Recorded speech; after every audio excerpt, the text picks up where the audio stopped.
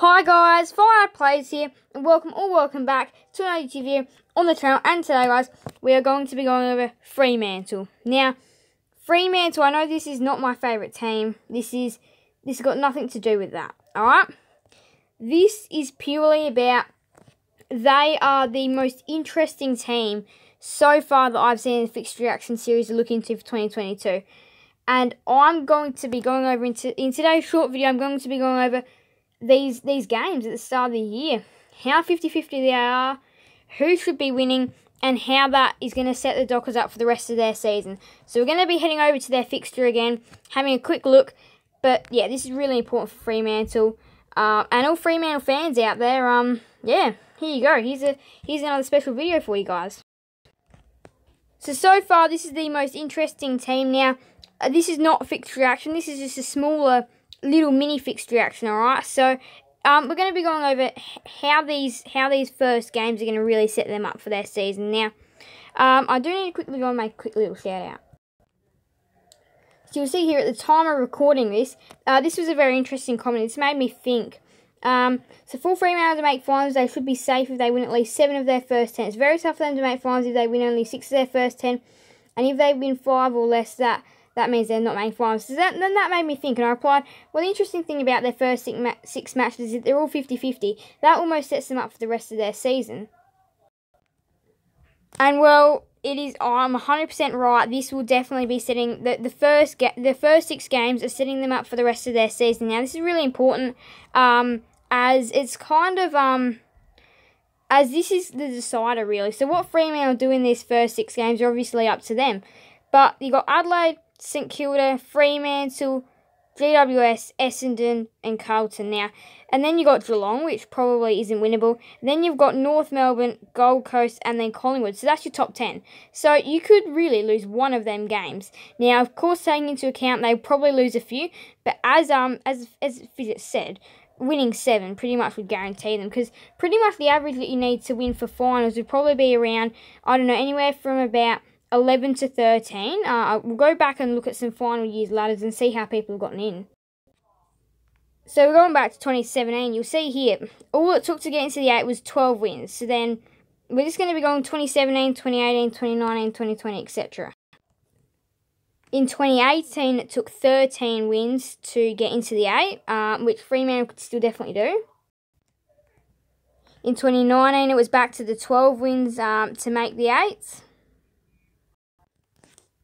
And now, of course, the last year, 2021, I skipped 2020 because I thought that's a little bit irrelevant with the games, like different games being played. But yeah, in 2021, it took 11 wins. So now we're going to be heading back to the fixture.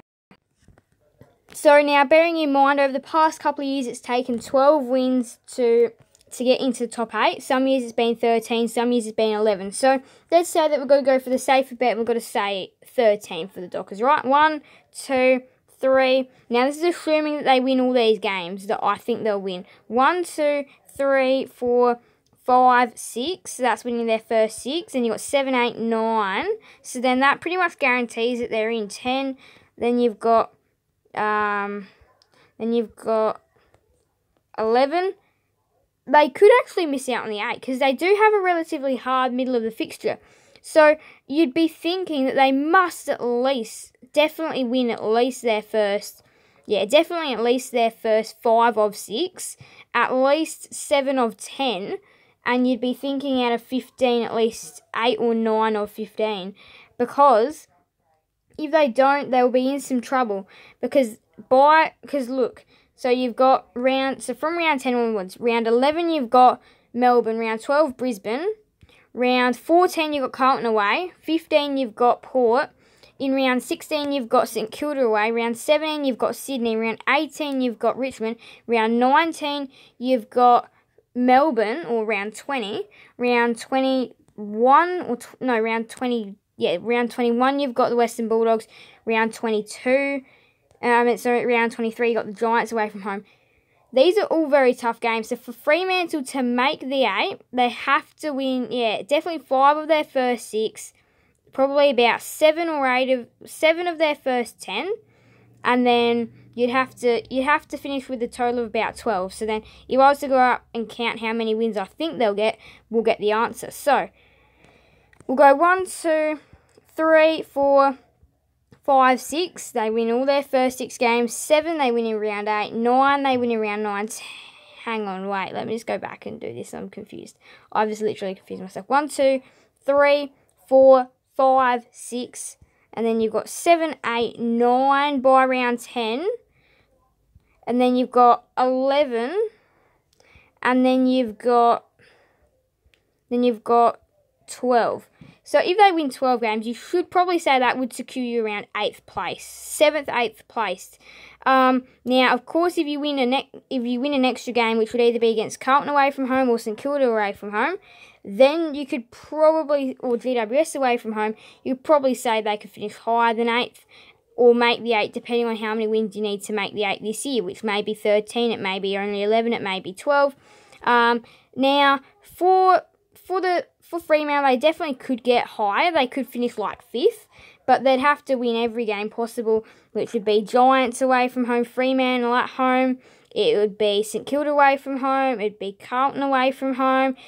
It'd be Hawthorn. It'd be Collingwood. It'd be very tough to see Fremantle do that. So I'm going to say to make the 8, they have to win their first 6 games. They have to win, so they've got to win 5 of their first 6, at least 8 of their first 10, and then that puts you in a good spot, because you go through that middle part of the fixture towards the middle and end is quite hard for the Dockers, so you must be at that 8-9 win mark by round 11, just so then you can have yourself a little bit of a sneaky chance to make the finals, because you know your back end is harder. So this first part really sets Fremantle up, and this is what's so interesting. They're all 50-50 games, so these could go either way.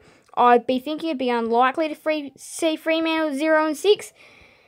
Probably more like, I reckon they've got to at least win their first 5 of these 6 games, considering Adelaide, St Kilda, West Coast, GWS, Essendon, Carlton. Some of them are harder, but half these games are at home. You've got St Kilda, West Coast, Giants and Carlton. All those games are at home. Then you play North Melbourne at home in round 8, and then you play Collingwood at home in round 10. It's pretty much, it's not that. I think for the Dockers to make it, they just have to have a good start to the season. They've got to be right up there in that top 4, ready competitive, ready for their harder part of the fixture. If they could sneak a couple of wins in here against the teams like in this middle part, like maybe Brisbane or maybe Carlton away from home, or maybe Port Adelaide at home, maybe St Kilda away from home, maybe Richmond away from home. If you could sneak in a win against GWS away from home in the final round, that gives you a chance. So it's all very interesting. So this is definitely a team to keep your eye out on this year. So you guys let me know. Fremantle making the 8? Are they not making the 8? Where do you think they'll finish on the ladder?